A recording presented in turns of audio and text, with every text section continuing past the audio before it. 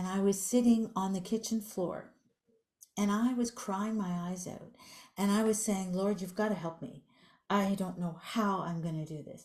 Because I had started right after the experience receiving things and hearing things and talking to my grandmother. She became incredibly present in my life, and she was deceased. And but I said, you've got to help me. And I was told, get a paper. And I got a paper and a pen, and this is what I was given. And those words are actually on the back of my first book because I want everybody to be able to know these.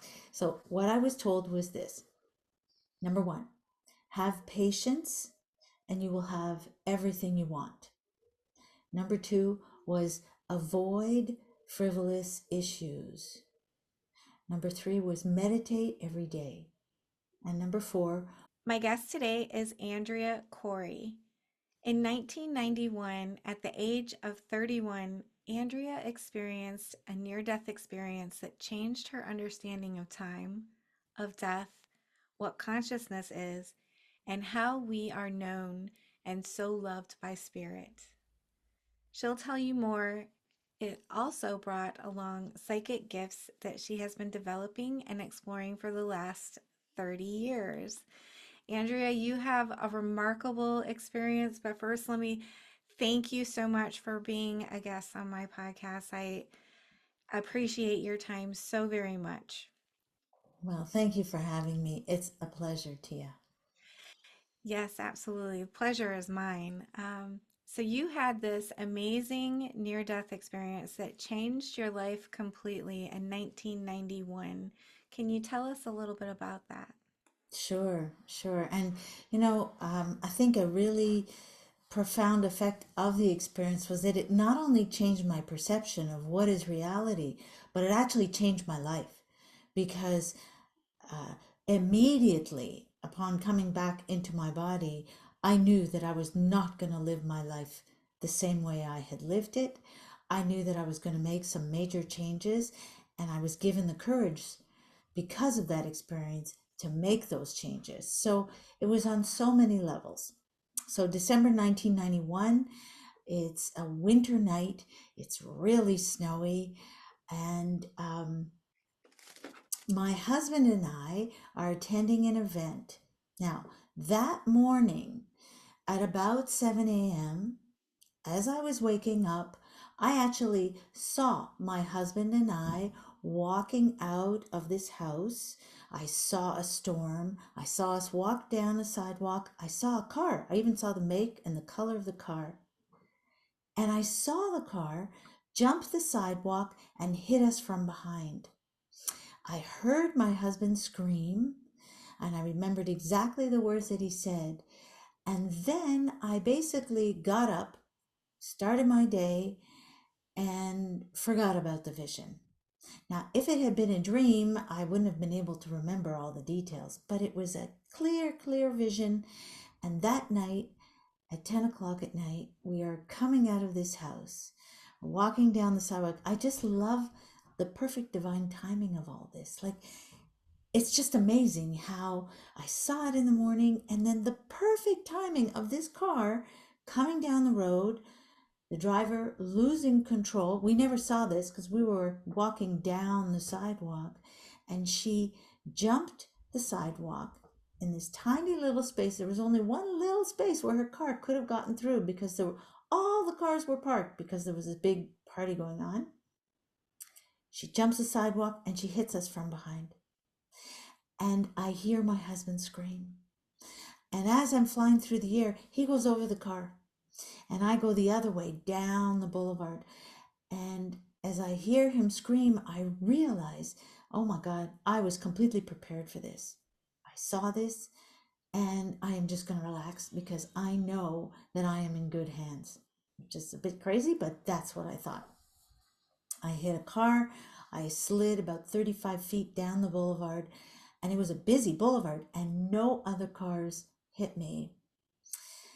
And that's when I basically came out of my body. And it's amazing about near death experiences, you never forget.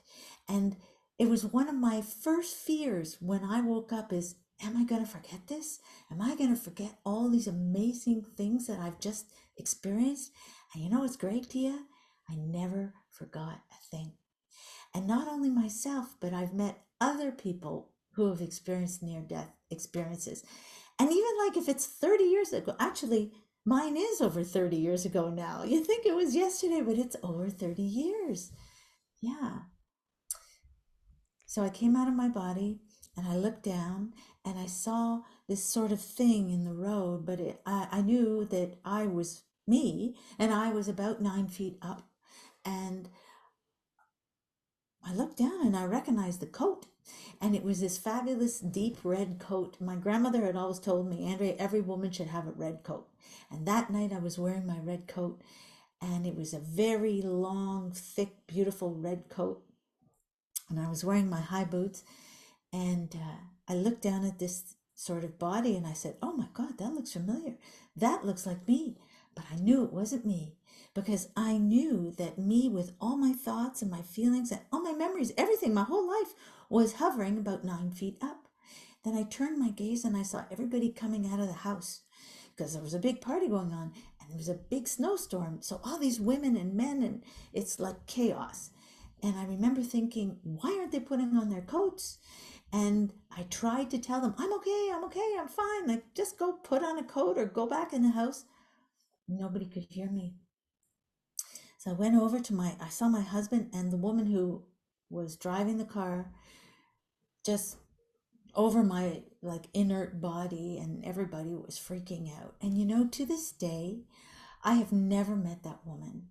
And I cannot imagine the guilt she must carry, thinking that she hit a husband and wife who had 3 little kids. She was actually new to the country and driving in a snowstorm on a December night.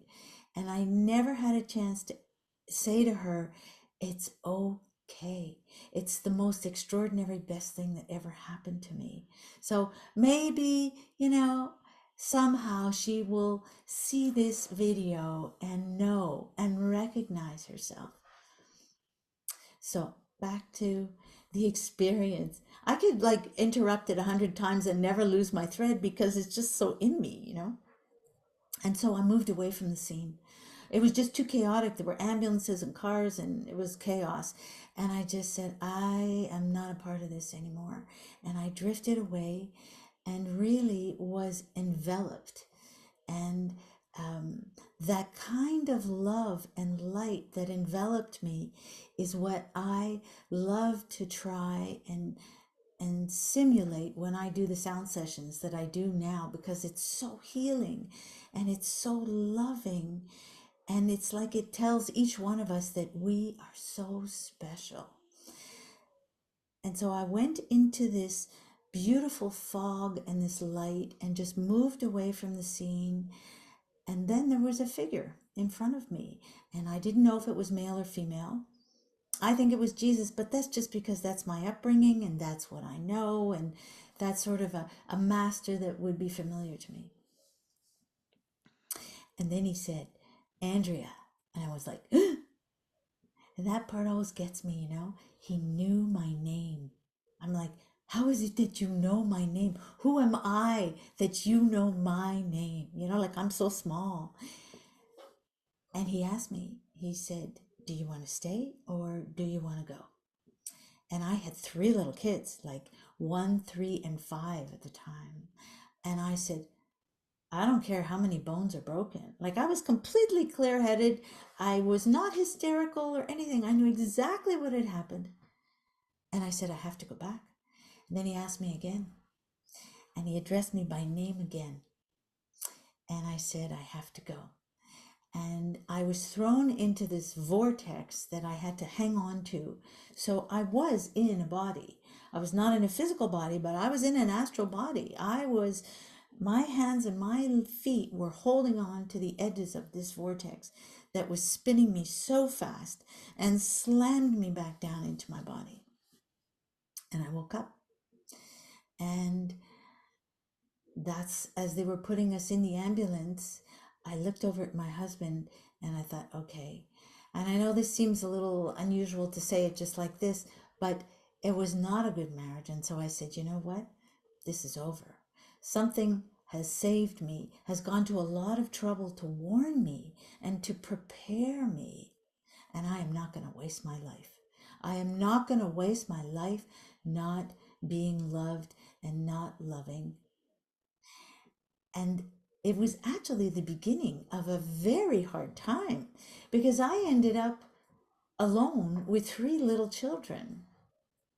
And it was very hard initially. Did you find strength from your near-death experience? A lot, It so is, much. yeah. And I have to tell you what I was told because I remember it took him a few months to leave. He only left 4 months later. And I was sitting on the kitchen floor and I was crying my eyes out. And I was saying, Lord, you've got to help me. I don't know how I'm going to do this. Because I had started right after the experience receiving things and hearing things and talking to my grandmother. She became incredibly present in my life. And she was deceased. And but I said, you've got to help me. And I was told, get a paper. And I got a paper and a pen, and this is what I was given. And those words are actually on the back of my first book because I want everybody to be able to know these. So, what I was told was this: number one, have patience and you will have everything you want. Number two was avoid frivolous issues.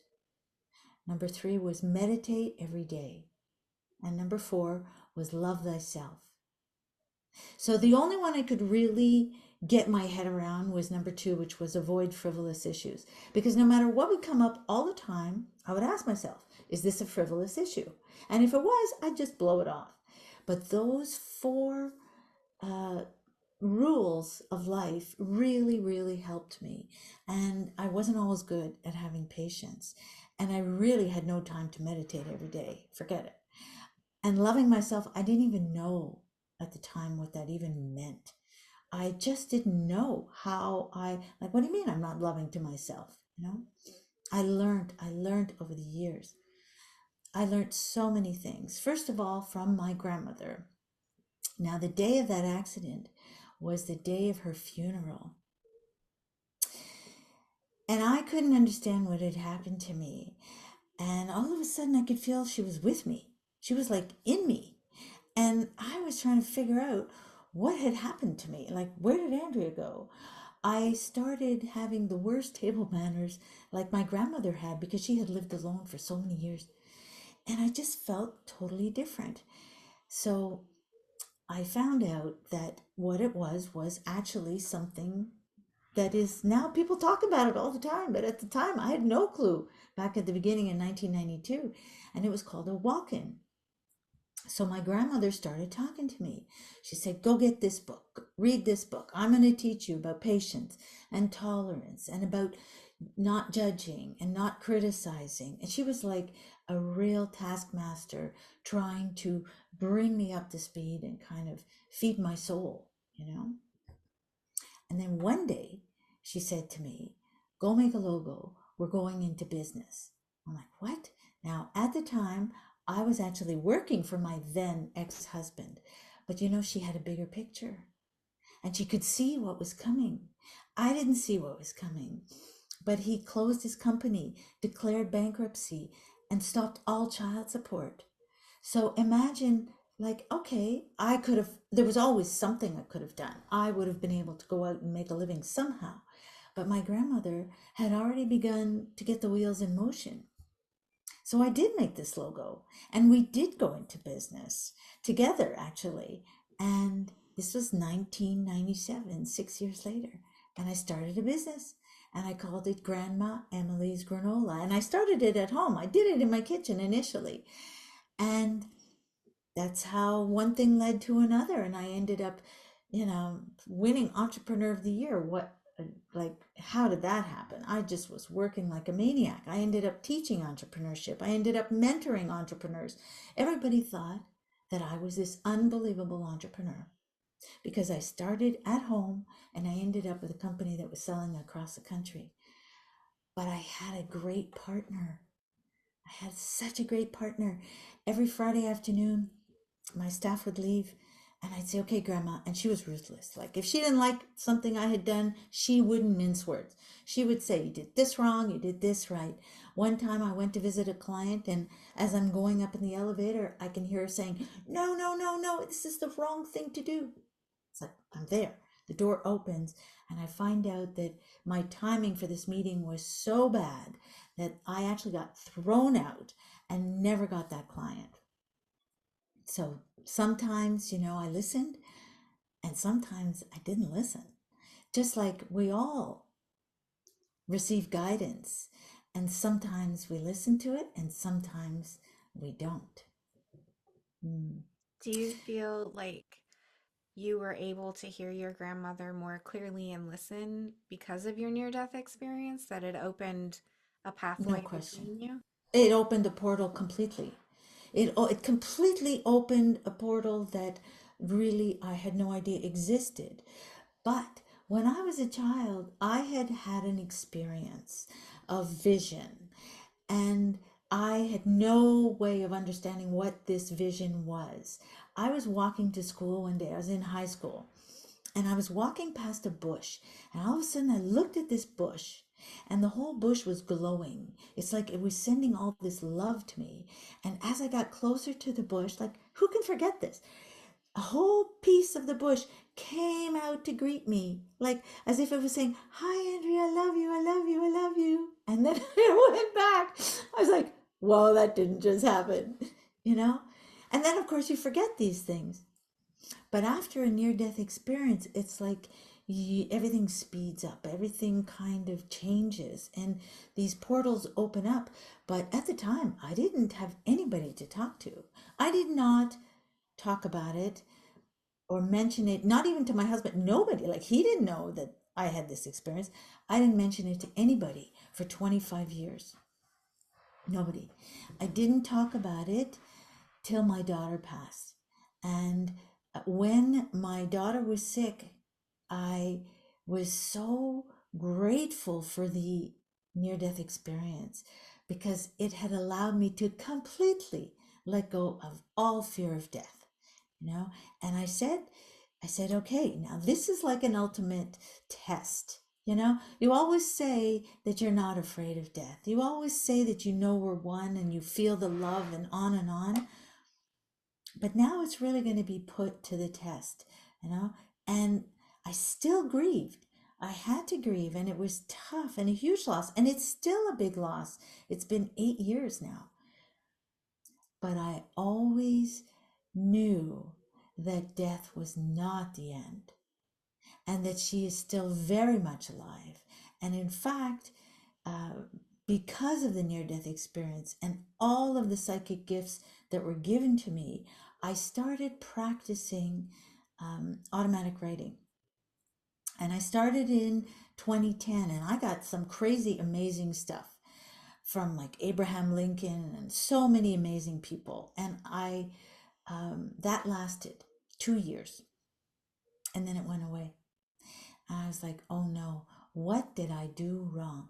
How come this amazing portal opened and then it closed? I thought it was my fault. And I was told, no, no, no, Andrea, you haven't done anything wrong. But that's part of your training and it's done now. You don't need that training anymore.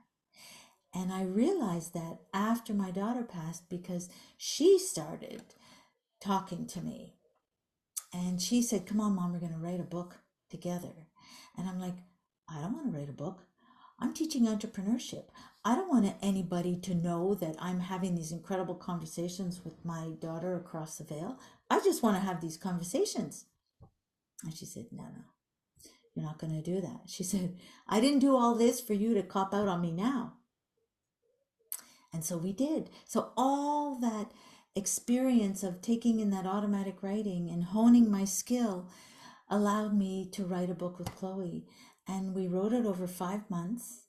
And it's really amazing. It's a total divine gift, that book. And I give it to everybody. I have it in PDF form. Everybody is welcome to it. And it's really a special gift. It's not just mother and daughter. It's really about what's going on the other side. And Also, Chloe said some really amazing stuff about male and female and how kids are coming in now who embody both.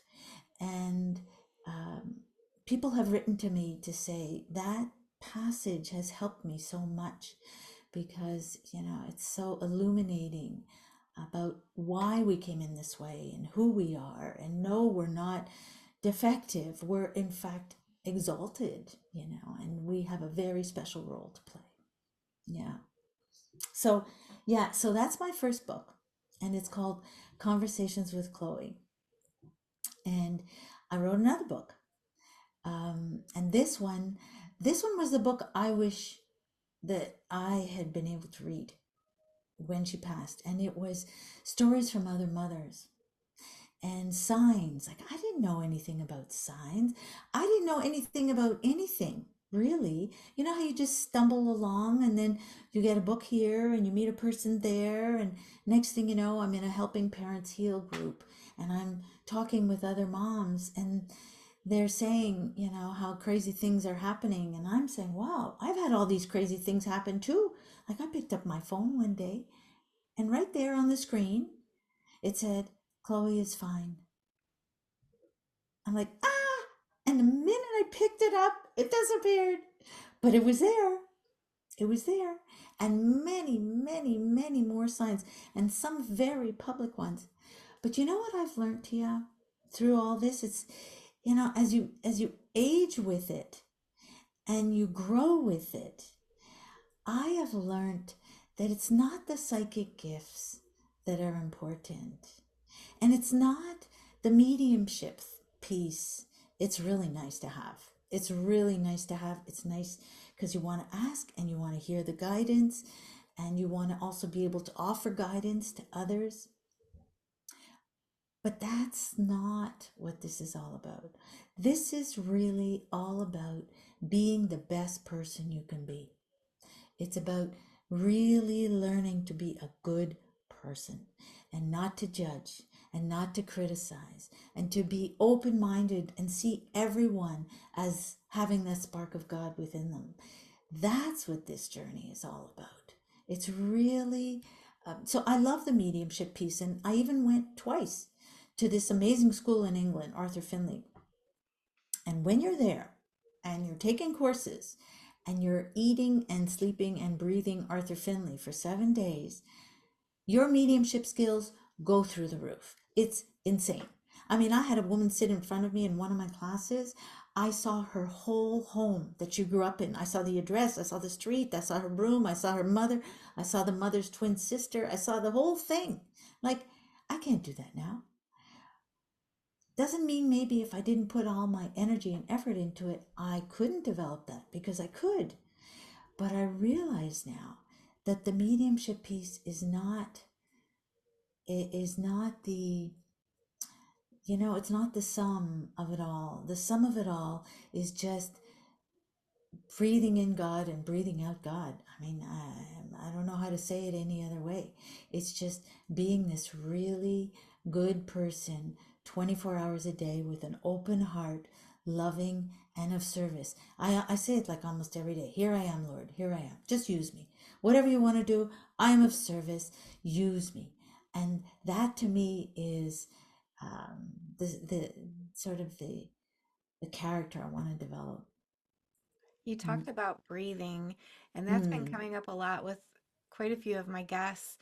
Um, when you say breathing in and breathing out, God, can you tell me a little more details about that? Because to me, I want to understand it for me, and for any of my guests that don't fully understand it as well. For me, I guess it's harder for me to understand the breath, how the breath and God are connected, if that makes sense. It's almost like it's the same thing. It's like it's the same thing because you take your first breath, right? When you come in to the body, and the last thing that leaves when you leave your body is the breath. So it's like the breath is your spirit. It's like the breath is almost like it's your way to connect with the Holy Spirit. the way I do it is because I do a lot of sound healing sessions, and I have people of all denominations, and there's no religious talk of any kind. But what I tell them is that when you breathe consciously, that means when you think about it, you just breathe in by the nose and breathe out by the mouth. And as you do that 1, 2, 3 times, it's like you feel yourself beginning to relax. You feel yourself, I call it landing. It's like you just begin to land. You land in the seat you're in, or if you're lying down, you land in the position you're in, and you just begin to relax. The breath is the beginning and the breath is the end. It's the alpha and it's the omega, is the breath. And what a cool thing to discover. So I could be doing dishes, okay? I'm glad you mentioned the breath because I had no time to meditate. I was working like a crazy maniac and trying to raise 3 kids. So I said, Lord, how am I going to meditate? I don't have time to meditate and I'm exhausted every night. But while I would do the dishes or while I would drive my car, I would try to still my mind and I would do it with the breath. And that would be my meditation practice. And the way I would do it is I would just, initially, I used to just say, I breathe in spirit and I breathe out spirit. And now I say, and I don't even know when that started. It just came to me one day as a suggestion. Andrea, try this. And I do. And I say, as I breathe in, I say, I breathe in the Holy Spirit. I don't even know what that is. And I breathe out the Holy Spirit. And somehow my cells hear me and they know to listen. Your cells believe whatever you tell them, you know? So if I tell my cells that I am just living in peace and I am living in wellness, that's what my cells are going to know. So I breathe in the Holy Spirit and I breathe it out. I do it whenever. I'm walking the dog, I'm sitting on a chairlift, I'm in my car, whatever, I'm cooking supper. I can breathe in the Holy Spirit and breathe it out. And it doesn't take a lot of time. I don't need to have any complicated rituals. Um, that's that's it. Everything is in the breath. And you can get really complex with the breath. You can do all kinds of breathing techniques. And in yoga, we do so many different breathing techniques. But really, it just comes down to conscious breathing, which means think about it.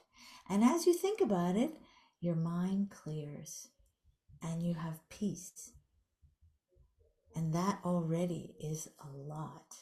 So at death, when we stop breathing, it's not like we lose our spirit. That's our connection to spirit while we're here. Is that That's correct? right. Okay, Is your breath. That's right. Exactly. That is your connection. Yes. that You makes sense. got it. Yeah. Okay. You got it, girl.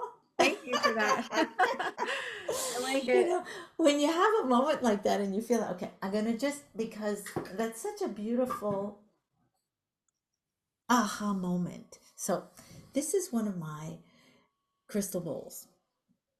It's on a stem, so it's called the therapeutic crystal bowl. And the reason it's therapeutic is that I can work up and down a person's body with the vibration. So it provides fantastic sound therapy. So I'm not sure if you can hear this.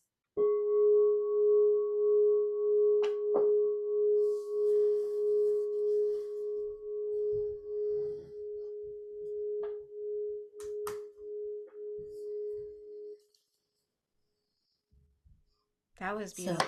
That was very right? calming in itself. Yes. That's right. It's incredibly calming. So, one of the most beautiful things that happened to me in 1992, right after the near death experience, was a friend of mine said, Andrea, your aura is completely black. You need Reiki. You need to be brought back to life. And so I met this wonderful woman who was doing Reiki. And I booked a session. And the day of the session, she said, I'm really sorry, we can't do the session because they're painting my studio. Let's go have a coffee. And we talked for 4 hours. And she was a woman who would sit with a group of ladies every 2 weeks in a meditation circle. And the moment she told me about this, I knew I had to attend. And no matter what, we did it solid for about 14 years. And I don't think I missed a Friday night. That was pretty incredible. We got together and we meditated together.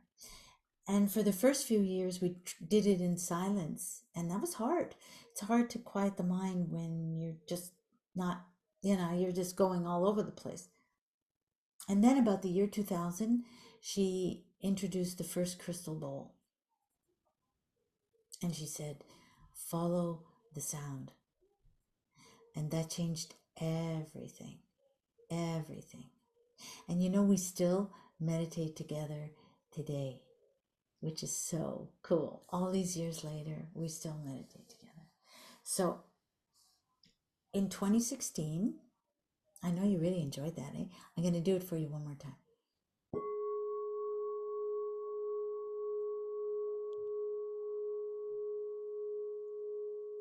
You see, we are all, that's right. If you marry the vibration with the breath, you got it. You just discovered it. You just opened that magnificent gift for yourself. That's it. You just marry the breath and, of course, the intention to breathe consciously. Breathe in spirit, breathe out spirit. And the crystal provides a high vibration It's and we really feel it. a Yeah, beautiful feeling, a that's beautiful, right. intense, We and but gentle at the same time.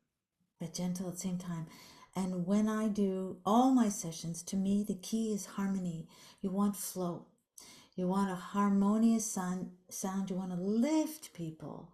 You want to help them just leave all that anxiety, leave all that mental stress, everything. Just leave it all over there and just come into a place of total peace. Yeah. So after my daughter passed, one day she said to me, Mom, you got to come out of the closet with your bowls. Because I had been doing it, but just at home and for friends. And so I started doing it for cancer patients and for moms and dads who had kids in spirit and all kinds of people. And now I do many, many sessions a week. Some of them are on Zoom, some of them are live. And it's like what you do, Tia. Like you just know that this is your calling and you love every minute of it. And that's the way I feel about sound. Yeah. So it's really cool. Yeah. Really, really fun. That's amazing that you were able to find that. I have heard of, we talked a little bit about this earlier, but I heard of people saying, "Oh, it was my calling." And I thought, well, yeah, I think I've had a calling too. But then I had a real calling, and there's no thinking you had a calling. It's there, and there's no other real choice but to follow your calling, and not because you're being forced, but because you want to. Because you And you want to. said something about having all the energy in the world. You never get tired, you never run out No, of energy when you're following your calling, and you're that's right. doing the sound healing, and that does not drain you. It gives you strength and it gives you energy, and that's the universe coming together to give you what you need to share your gifts with the world and to To help help others heal. others. And that's just Yeah. amazing and powerful. And thank you for following your calling. Actually, it makes me think of something that I know that I've had different things come and nudge me and sort of pull at my heart at different times of my life. Like when I started that granola business with my deceased grandmother, like I thought to myself, I'm crazy. I should go get a real job. What am I doing? But I felt this pull, and that business was a calling. Every time we shipped an order, it was like a blessing going out the door. And I knew it was my way of being of service at that time. And then when it was time to sell the company, I knew I all of a sudden wasn't going in every day with this incredible enthusiasm that would give me this energy to do like 18-hour days. So you can have different callings at different times. You can go through, yeah, periods of your life also. Ooh, the breakthrough and the breakdown. I just want to mention that because sometimes people are frustrated. They're like, but I don't know what my purpose is. But I really want to know, but I can't figure it out. I'm like, just forget it. Just, you know, go and do stuff you like to do and try to clear your head and give yourself time because you need the breakdown moments. Plus, you don't even know how the universe is conspiring to get you up to speed with all the different little skills that are going to help you when your calling comes calling. Yeah. You nailed that. You said that perfectly. And it made sense to me after I had my calling and I started working towards doing the things that I'm doing. All of the little things that I've learned in the past, my business career, all of those things, sending emails, just being that organized, having that organizational skill set and being able to put together meetings and learning how to use recordings and things like that. It was all in preparation for this. I wasn't ready until the time I was called. Exactly. And there is no time Exactly. frame. There's not a No. time frame. It's not like, well, you had an experience and in 6.3 years you're going to have your calling or you're Mm-mm. going to realize what your life's purpose is. There's no time frame. It will No. unfold naturally as it's supposed to. Exactly. They call that spirit time. So Yeah. whenever you get impatient, just remember spirit time, spirit time. Remember that first rule? Have patience and you will have everything you want. Have patience. Yeah. And I haven't always been good at it. No way. We're not. We want whatever. We don't realize that what we're living is exactly what we need. But yeah, every skill. I tell people because I love to go in and talk to kids in high schools and stuff about entrepreneurship and I also go in and do sound healing for them, which is really fun. But I tell them before I started my business, I did 9 different things. Imagine. Some people might look at that and think, oh my God, what a loser. She didn't know what she wanted to do. But I remember when I worked in a factory and I would learned how to make boxes out of like flat craft cardboard. I was like a whiz eventually at being able to box anything up. And boy, did that ever serve me well when I had my business. So, yeah, you just never know. But there is another element to it. On the one hand, you want to have the patience and to appreciate that all is really as it should be. Right now, everything is perfect, which is hard. And the other aspect is we have free will. And so spirit can't work with us unless we ask. So we have to ask. Ask. Even if it's, I'm going to do this lovely interview with Tia. And so I ask that all the elements just fall into place and that our energy connects beautifully and that we have a lovely time together. And then that this recording goes out into the world and does good.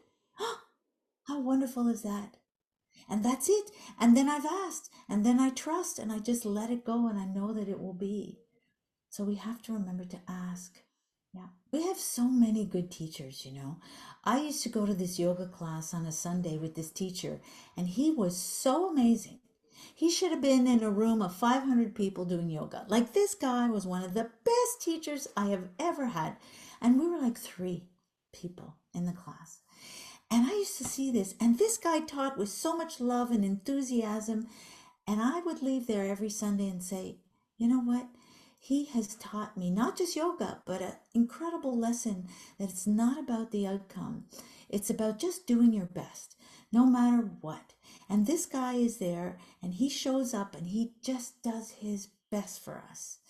And I've carried that along with me, like, because sometimes you do a sound session and you wish there could be, X number of people in the room, and there's a small amount of people in the room. And then I say, well, this is just as it should be.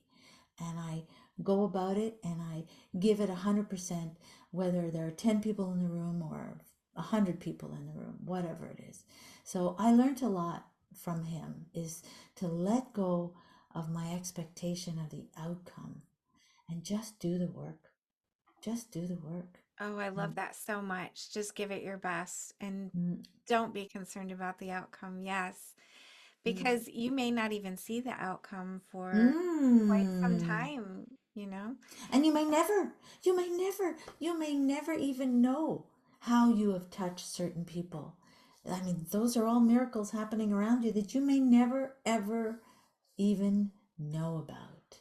Isn't that cool? That Yeah. is super cool. I want to ask you Yeah. just for to go back to your near death experience because I think there's a lot of fear around death. And it's not necessarily dying or like being dead, but it's about pain as Mm-hmm. you're dying. When you were hit by the car, that's a terrible, tragic accident, and you were flung up the road. Uh, did you feel any of that? I had no pain at all. The only time I had pain was after I came back in my body.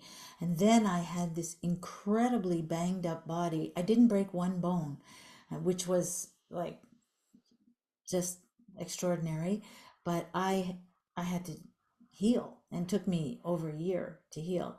But um, I have had the opportunity and the honor to speak with many people who have crossed over, and there's no pain at death. And people wonder, are they happy? Are they? Yes, yes, yes. It's like, it really is going home. Like Chloe said to me one day, Mom, she said, if you all only knew how amazing it was, you wouldn't want to stick around in a body. You would want to get out of there. And that would not be in the natural order of things, you know. Although for some people who do choose to leave their lives of their own hand and they decide, I just cannot do this anymore, they are as loved, as comforted, as cared for, as honored as everyone else when they cross over. That's a big thing. And you know what else? This is so cool because I've had many, many encounters with people on the other side. A lot of times they're helping.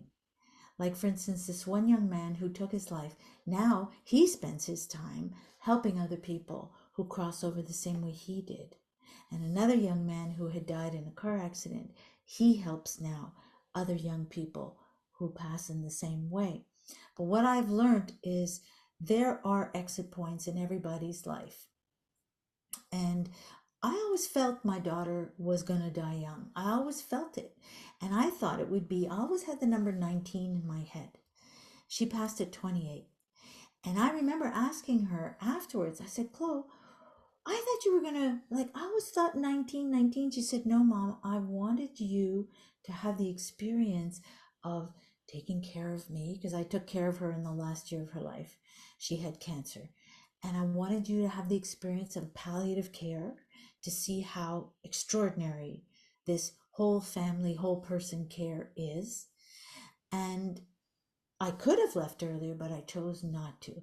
So I would recommend that you read Robert Schwartz, read Your Soul's Plan, read how we plan our lives before we get here. It's really the most extraordinary um, series of um, choose who you want to be, basically the big sweeps of your life. What are going to be your main characteristics, your main family, where you're going to live, what part of the globe, etc. What are going to be your main challenges to overcome and to grow from? Yes, you're going to have a team around you. They're never going to leave you alone. You are always going to be well surrounded and loved. Oh, but there's a catch. When you get there, you are going to forget all of this and you're going to start at square one. And then if you listen and if you know, Find all these different little tools that are going to help you to connect and to hear the guidance. And you're going to start asking, and you're going to do yoga, and you're going to meditate, or whatever you end up doing. Slowly, slowly, you're going to reconnect, know who you really are, and then you see what is really going on here and the whole play. Yeah, and then it makes sense. That is a beautiful vision, a beautiful thought, and what a blessing to you that you're still able to have a relationship with your daughter across the veil. I am just so grateful that you have that and that she shares wisdom and that you're able to share that with the world. And you know what, Tia? I'm not the only one. I didn't know this, but I encountered so many other parents in this organization helping parents heal. And there's lots of parents who've written books with their children. And that was so affirming for me. Yeah. So, yes, there's a lot of material out there. And just allow yourself to ask and then be guided. And whatever book you're nudged to go towards, or whatever seminar you're nudged to listen to, just go that way and see if it serves you. And if it doesn't serve you, go somewhere else.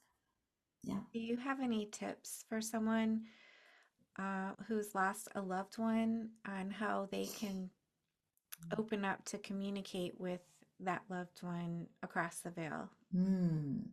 Well, I would,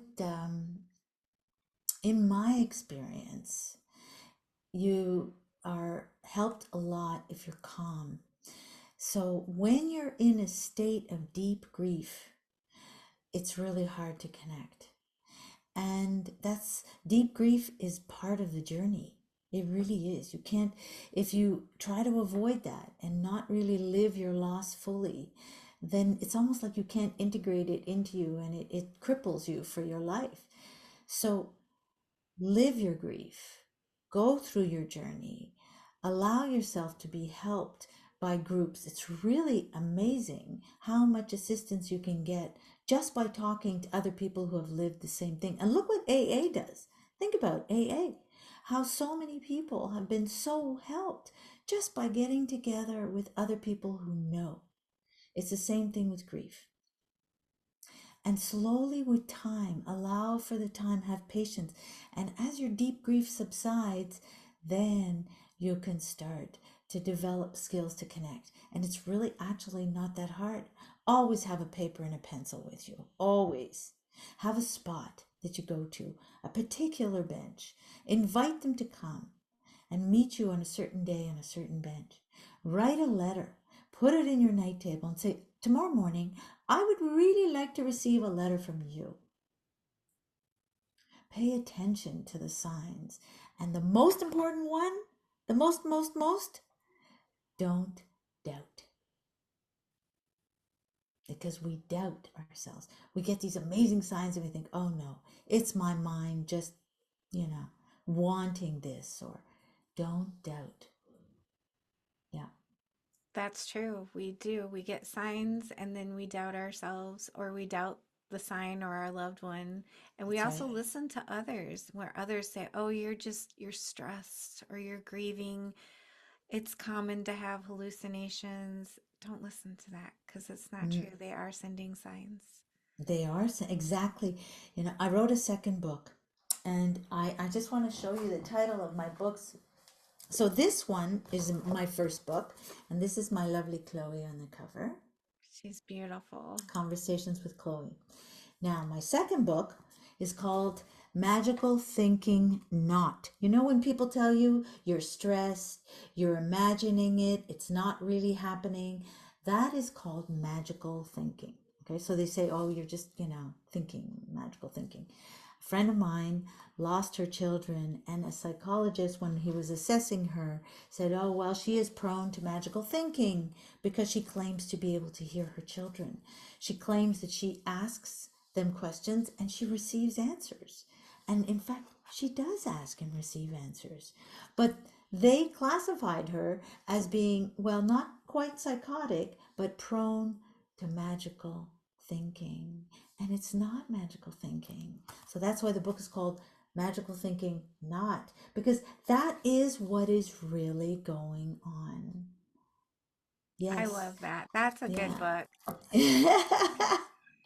We are Send me your told that address. so I much. will send you a book. I will send you a copy. Thank you, I thank you. will absolutely. I will send you a copy.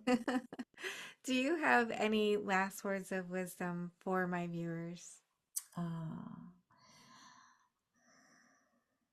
you don't have to agree with anything I say. You can just toss it all out and say it doesn't ring true for me. I say trust yourself and go in the direction of whatever rings true for you, you know, but ask, open to let your guides help nudge you in a certain direction. And then that's it. Just believe. And life is this amazing unfolding. And it just gets better and better as you trust more and you doubt less. Mm. Love that. Very, very wise words of wisdom. Thank you so much. If Thank my you. viewers wanted to reach out to you, if they needed sound healing or Oh, yeah. they had more questions or wanted some more information, would that be okay? Absolutely, and they can send me an email. My website, I guess you'll put it up somewhere. It's andreacoury.com, and on the home page I have a calendar. So on the calendar, you just click on the date, and you'll see all the sound sessions, whatever is Zoom, whatever is live, and what the Zoom links are. And there's never a charge for sound; it's always free. And does that work from a distance? Oh yeah, I have people who come from India. I do sound for people from everywhere. Yeah. No, and we feel it because energy is bidirectional. It just goes. It's like a heartbeat. Once it beats, out it goes. And it just keeps on going. It's not like being in the same room, but it is very powerful. And even my teacher from 31 years ago was like, no, no, no, I don't want to do a Zoom session. It's going to be lousy. I said, just try it. And now she loves it and she comes all the time. So you might like it. You might just like it. Yeah. For sure. Well, thank you for all the wonderful work you've done, the wonderful work that you continue to do, for sharing your story, for your sound healing, for your books, everything, and for taking the time to spend with me today. It's been an absolute honor, and I'm feeling Thank you. very blessed to have this time with you. Thank you. It's an honor for me too, and really a pleasure. Thank you, Tia. Thank you for being here. I just want to tell you how much I appreciate you being here and supporting my channel. If you haven't already subscribed, please consider subscribing if you enjoy near death experiences and other spiritually transformative stories. It helps the algorithm know that this information is useful and push it out to more people. And that's the goal, to get as many people to know that we are eternal spiritual beings and that we never die. Our bodies might die, but our essence will never die. And I want people to live with less fear. Let's all spread the word. Like, comment, subscribe, share, hit that little notification bell so you get all the notifications when my videos post. Thank you for all of your support. I'm sending love to you.